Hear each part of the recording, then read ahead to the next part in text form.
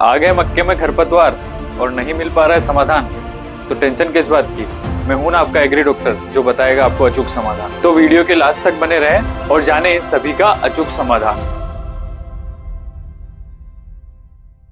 नमस्कार किसान मित्रों, स्वागत है आपका कात्यायनी ऑर्गेनिक्स के यूट्यूब चैनल में। आज के वीडियो में हम बात करेंगे मक्के की फसल में आने वाले जिद्दी से जिद्दी खरपतवारों को कैसे एक दिन में सफाया किया जाए। मक्के की फसल की अगर मैं बात करूं तो आपको ज्यादातर मकड़ा घास, सांवा घास, बर्रू, ऐसे चौड़ी और सकड़ी पत्ती वाले खरपतवार जो है वो ज्यादातर देखने को मिलेंगे। और ये खरपतवार एक छिड़काव में नहीं जाते हैं। आपको मैं एक ऐसा स्प्रे बताऊंगा जिसमें आपके चौड़ी और सकड़ी पत्ती के और साथ ही में जो उगने के लिए जो तैयार खरपतवार है उन सभी का आप बेहतर तरीके से नियंत्रण कर पाएंगे। तो किसान मित्रों, अब बात करते हैं मक्के की फसल में कब और खरपतवार की कौन सी अवस्था पे दवा का छिड़काव किया जाता है। मक्के की फसल की अगर मैं बात करूं तो खरपतवार नशी दवा का छिड़काव 20 से 25 दिन की अवस्था पर किया जाता है और खरपतवार की जो अवस्था है वो 2 से 4 पत्ती की अवस्था के बीच होना चाहिए।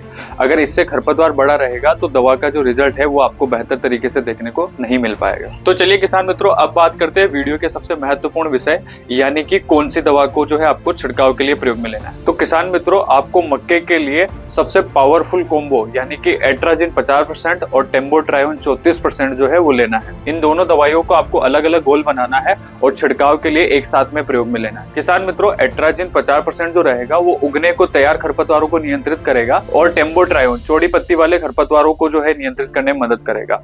और टेम्बोट्रायोन के अंदर आपको सेफ्रा टेक्नोलॉजी भी मिलेगी जिसके कारण फसल के ऊपर झटका भी नहीं लगता है और फसल जो है वो पीली भी नहीं पड़ेगी। किसान मित्रों, अब बात करते हैं दवाई का घोल किस प्रकार से बनाया जाए। तो किसान मित्रों, आपको घोल बनाने के लिए 2 अलग अलग बाल्टियां लेनी है जिसके अंदर आपको 6 लीटर पानी लेना है और फिर एक बाल्टी के अंदर आपको जो है टेम्बोट्रायन 115 ml जो रहेगा उसको घोलना है और दूसरी जो बाल्टी है जिसके अंदर आपने 6 लीटर पानी लिया है उसके अंदर एट्राजिन को 400 ग्राम जो है घोलना है और अच्छे से लकड़ी की सहायता से जो है दवाई का घोल बनाना है। फिर इन दोनों घोलों को आपको एक बड़ी बाल्टी के अंदर मिक्स कर लेना है और फिर इसके बाद आपको 400 ml एक्टिवेटर को उस बाल्टी के अंदर ऊपर से मिलाना है। तो किसान मित्रों, इस प्रकार टोटल 13 लीटर का घोल तैयार होगा जिसमें आपको 13 पंप के हिसाब से जो है 1 एकड़ के लिए छिड़काव के लिए प्रयोग में लेना है। और तैयार घोल में से 1 लीटर घोल को एक पंप यानी 16 लीटर वाले पंप के अंदर डाल के फिर उसको पानी से भर देना है और छिड़काव के लिए प्रयोग में लेना है। और किसान मित्रों, अगर आपने इस प्रकार से घोल तैयार करके दवाई का छिड़काव किया तो लगभग 6 से 7 दिन के अंदर मक्के में उगने वाले सभी प्रकार के खरपतवार जो है।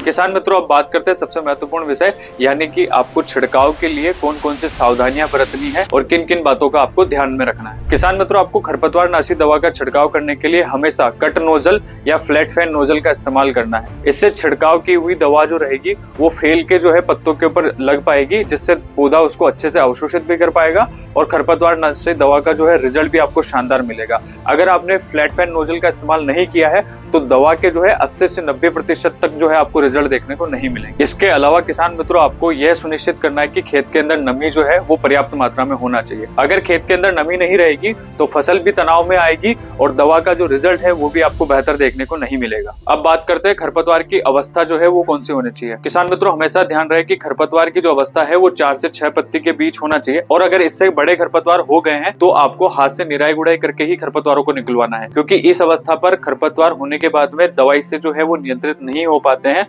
और आपको दवा का जो है रिजल्ट भी आपको शानदार नहीं मिल पाता है। किसान मित्रों, अगर ये सावधानियां अगर आप बरतते हैं तो आपको दवाई का जो रिजल्ट है वो आपको 100% मिलेगा। किसान मित्रों, मेरे द्वारा दी गई जानकारी से अगर आप संतुष्ट है तो इस वीडियो को लाइक करें और चैनल को सब्सक्राइब करना न भूलें। और अगर आप मक्के से संबंधित और भी वीडियो चाहते हैं तो कमेंट बॉक्स में अपना सवाल जरूर पूछें।